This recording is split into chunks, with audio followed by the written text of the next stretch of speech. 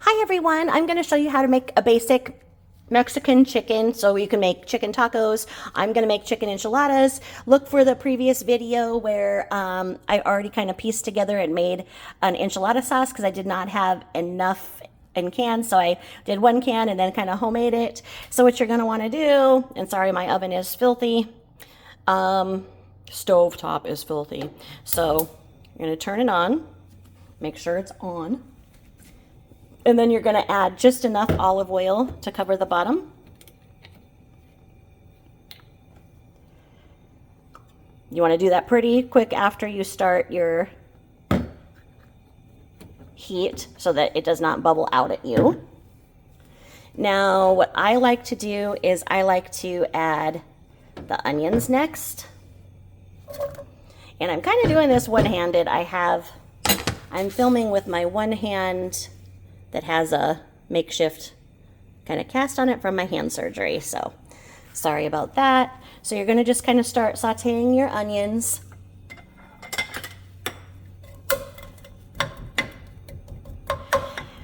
Everything comes together nicely if you food prep. So what I had done is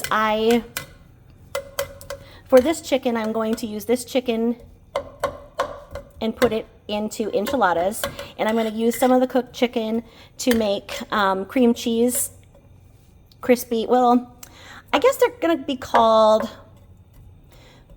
crispy cream cheese. They're kind of like flautas. They're kind of like whatever you would call something crispy. So like a crispy, well, I'm going to just have to say this. I'm from the Pacific Northwest, and I worked at Taco Time in my young years, so I still kind of take from a lot of those recipes. And so all we did with the leftover chicken is we put cream cheese and a can of green chilies and then rolled them in a flour tortilla and then fried them for the crispy cream cheese chicken crispy tacos. I mean, they're more of what you would if you went to a Mexican restaurant and you had a chimichanga. Probably kind of closer to that is what I'm making. So I cut up 4 pounds of chicken. So I cut up a pineapple, an onion, some limes, and all the chicken. I did all my food prep so that, because later I want dessert with pineapple, so I want some yogurt with fresh pineapple. So I did everything to begin with, and now it all kind of comes together nicely. If you do all of your food prep in the beginning, that's how. So you just kind of, I have this over a relatively high heat just so that I can get this going.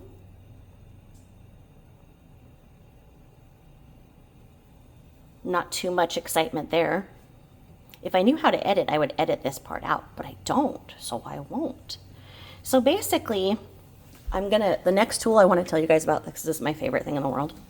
This is at the Dollar Tree. It sells out rather quick. If you can find one, grab one. They have them at Pampered Chef, and they're like 15 bucks, but you can get them from the Dollar Tree. Now the Dollar Tree is $1.25, but I got them last year when they were still $1. And this is amazing because for ground beef, you literally just put the ground beef in and then you cut it with this, and then you stir it, and it's your tool for the whole cooking. I'm going to use this for the chicken because although I cut everything up into bite-sized pieces and trimmed off the fat, there are still pieces that are a little bit big where the knife didn't go all the way through, so I will be using this next. There's not much in sauteing this other than I'm just using a basic Tupperware tool. I sold Tupperware last year. I don't anymore because I kind of think that the whole brand is kind of going downhill. It's not, it got really big in the pandemic because everybody started cooking again. We haven't really cooked and had the need for containers to hold our leftovers until the pandemic. So Tupperware just went up amazingly, but nobody could get it shipped in time because there was nobody shipping and the demand. So it was taking 8 to 12 weeks for people to get the Tupperware they ordered. So you had to be, if you were already a Tupperware lady and you hit that boom, it would have been great. But from there, they had so many problems that they went ahead and they went digital, and they don't guarantee their pieces anymore, only certain parts of it. And I was ordering things that were breaking. Like I ordered a little mandolin to chop strawberries and it broke on the first strawberry. I hate with a passion their can opener. And so I stopped selling, but I made enough money that I invested my profit back into what I needed for my kitchen.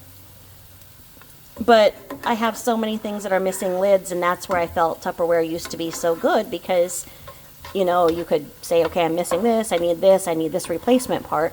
Well, they don't do that anymore. So wherever all of those are going to the big place in the sky where extra socks and pens and hair ties go, I guess. There'll be a bunch of Tupperware lids. This is starting to get nice and hot with those onions. Just kind of there to start. So then I'm going to go ahead and add all of the chicken. And that was almost perfect, except for this one little one that doesn't want to go. And then that's where I'm going to incorporate this one. And when you're cooking chicken, you always want to keep something where you're not going to be putting your utensil back on the actual counter, because everything you touch with raw chicken needs to be sterilized. So I just keep all of the cutting boards together when I'm done. Then I bleach them all. And I sanitize my hands in between. So I'm just getting the oil to cover, getting the onions in.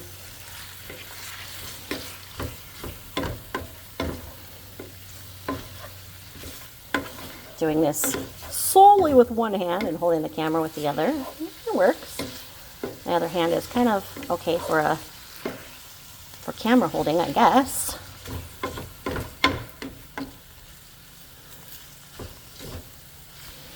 But you just want to keep the heat high enough that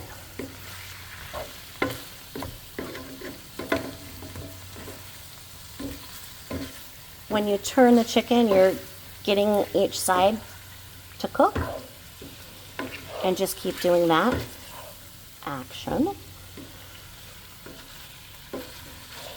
And then all I'm going to do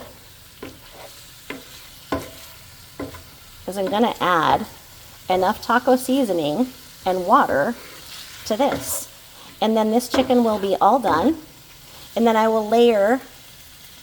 I don't do like the true rolling the enchiladas, especially with my hand the way that it is. I kind of make an enchilada casserole, if you will. So I just do the first layer. I like to use white corn tortillas. I like them a little better than yellow. So I've already warmed them up.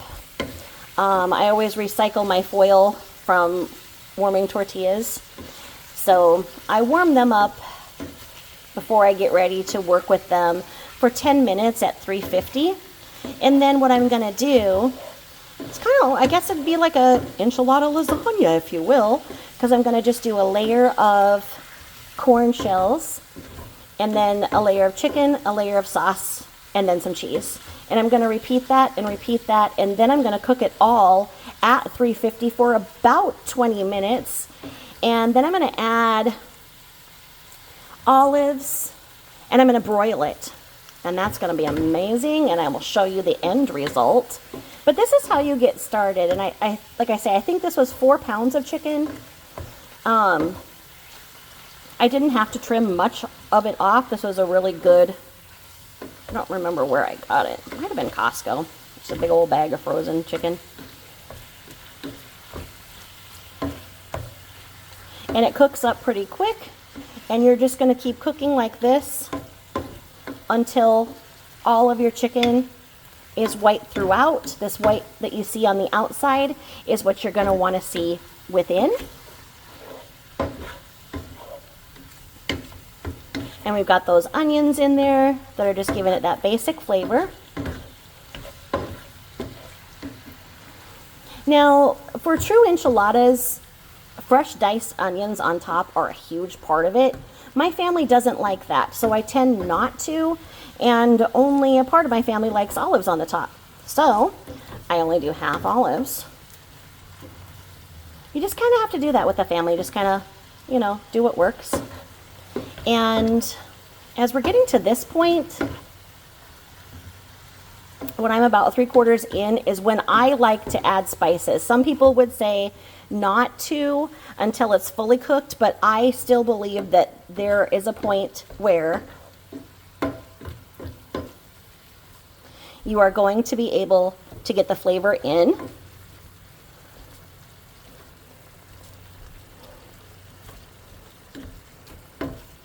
If this was beef and it was a higher content of beef, you would of course drain it. I like to get 90-10 on my beef, so I really don't ever have to drain. And with chicken you don't. This is the oil and the water coming off of the chicken content, so you have to figure in that water content. I'm just filming my chicken cooking. So, and this works so well as a cutter. And as the chicken gets more cooked, I just start breaking it down a little bit more into smaller bites.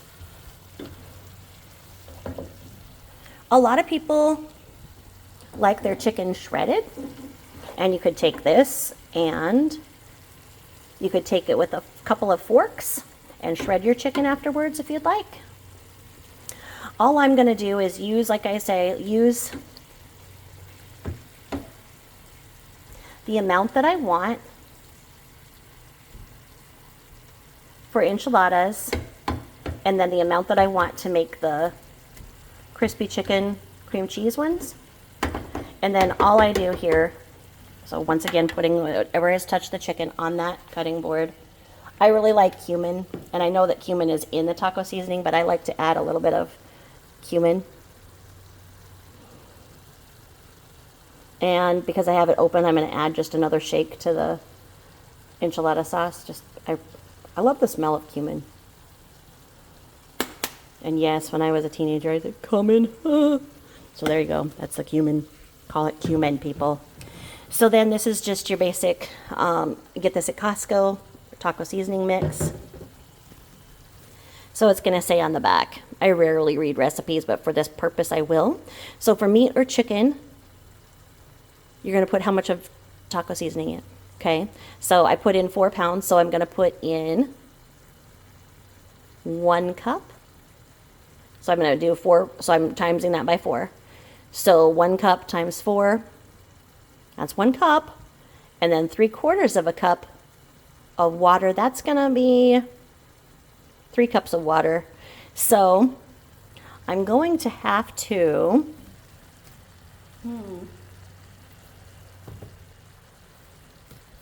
hold please. I didn't think this part out.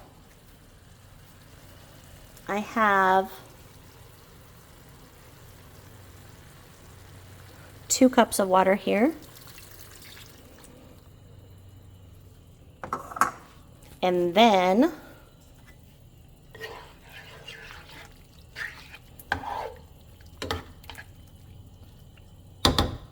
what I will do is I will take, this measurer is 2 cups. And I know you're supposed to pay attention to the dry and wet measurement stuff, but you know, so the inside liner is 1 cup, the outside is 2, so I'll probably need to add, and I'm just going to rough draft this, so that should be, that's going to be close to my cup, and then we're just going to do this, and I'll add more water in a minute, but for right now, we'll just kind of get this going.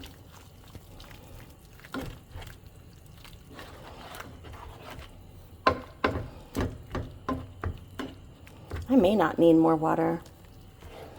It just depends, because there's a certain amount of thickening agent in those spices As you can see, it's kind of working with that liquid and getting in there.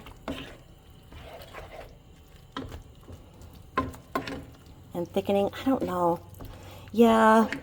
Well, I don't know. Let's see what some of this looks like. Yeah, definitely. See, you can see that all of the chicken is cooked through and it's starting to fall apart just like that. So you just continue to take this tool. And then if I was Dr. Oz, I would have just said, oh my God, I food poisoned everybody, because I just used the same tool that I had with the raw chicken. But the way I figure, and I might be poisoning everybody here, is that if there was raw chicken, I'm cooking it, still mixing it, so I'm using the same tool. I don't know, do you guys switch out the tool from what you were just cooking with for that? Because Dr. Oz, like for his Thanksgiving thing, says that, yes, you just poisoned your family. Well, I don't know. I think that, as you can see, everything on here is cooked. There we go. I'm getting all of that there, breaking that down. But yeah, if you see these at the Dollar Tree, grab them. They're so good. I don't know. What do you think? Do you think I should thin this a little? I don't think so. I think that by the time it's in the enchiladas, I don't know. Because I'm just, well, I'm 2 cups short of the water. I think it looks pretty good. I'm going to just try and work with it. I think it's going to do fine. I don't think that I'm going to mess with it. I think I've got it at a good heat. And from here, I'm just going to go ahead and build that enchilada, and I'll show you the finished product. Thanks for listening. Bye-bye. Oh, actually, you know what I'll do? I'm going to see what the ingredients are back here. Well, this is just kind of simmering for a minute, and I turned down the heat. So in this taco mix, let's see here. It says there's yellow corn flour, salt, maltodextrin, paprika, spices, modified cornstarch, sugar, garlic powder, sunflower oil, citric acid, yeast extract, silicon dioxide, natural flavor, extractives of paprika for the color. Okay, so this doesn't say much. And when it says spices, what spices are they putting in there? There's not a whole lot of nutrition, so you really don't know what is in taco seasoning mix. I just know that it does well. It's a great economic option. You can use it for beef or chicken, like I say. And I think what the real game changer is adding some cumin. If you really like spices and you like it more spicy, then add some chili. I don't. I like things really mild, and so does my family. So we'll hop over here and make sure this is still going, even though I gave it that little extra dose of cumin. And then we'll put the enchiladas together and make our magic, and I will show you the finished result. I really will this time. Let you go. Thanks for watching. Bye-bye.